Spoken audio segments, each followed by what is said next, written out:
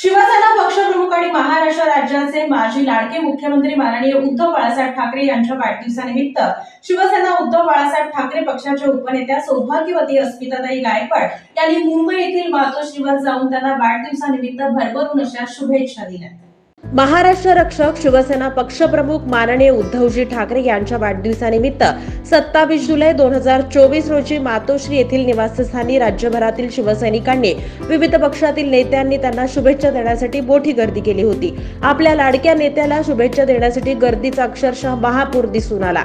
अशा स्थितीत शिवसेनेच्या उपनेत्या सौ अस्मिता गायकवाड यांनी सुद्धा पक्षप्रमुख माननीय उद्धवजी ठाकरे यांची विशेष आणि खास भेट घेऊन अभिष्ट चिंतन करत त्यांना शुभकामना दिल्या।